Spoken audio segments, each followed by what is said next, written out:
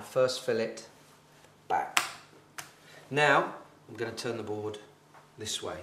So again, I'm not moving around. You know, some people you see they kind of move themselves around and they're uncomfortable. It's much easier to move the board, so I'm in control. I'm standing exactly where I want to be and I'm relaxed. So I'll move the board around and we've got all these rib bones here which we need to remove.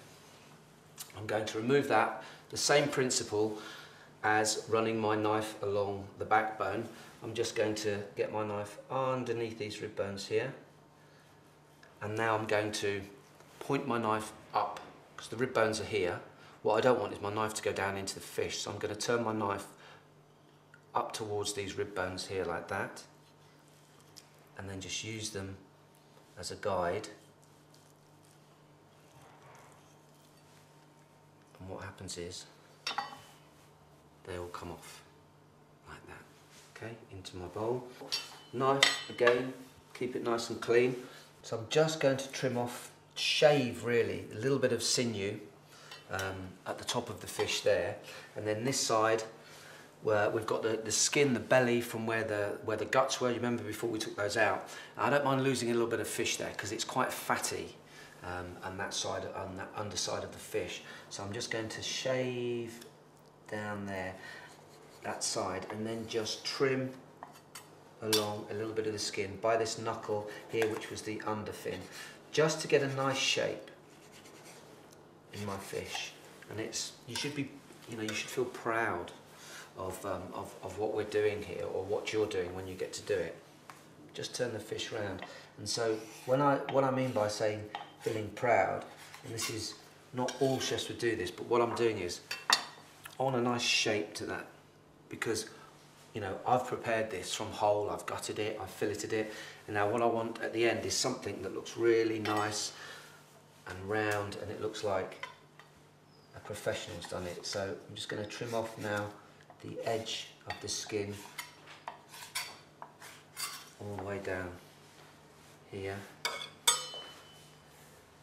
and you see now that there's little bits of redness there, little bits. This is from the belly, and you can just run your knife very gently along there, and it just takes that off, and that fillet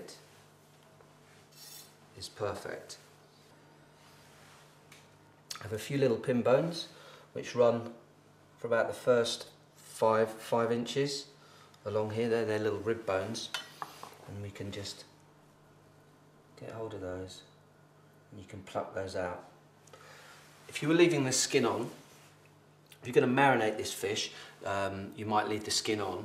I'm going to show you how to skin it because the pin bones come out a lot easier without the skin. So first of all, I've just noted that my board is looking a bit grubby, so we're just going to wipe off the excess rubbish that's on there, dry it off, bring my fillet back,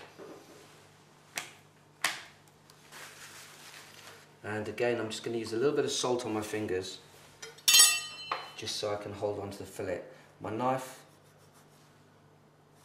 cut down to the skin, and then I'm going to turn it. It's probably easy if you see it this way. So I've got my knife down through the flesh onto the skin, right? But rather than cut through with my knife will kind of stay here, flat to the board, right? And I'm going to pull the skin of the fish through to me, and it just makes it a lot easier. A little bit of salt on my hands so I've got some grip, and just pull that skin. You see my knife is staying where it is. You've got all the skin there with no salmon on it at all. And now we've got a nice skinless piece of fish, which enables us to cut it into nice salmon portions.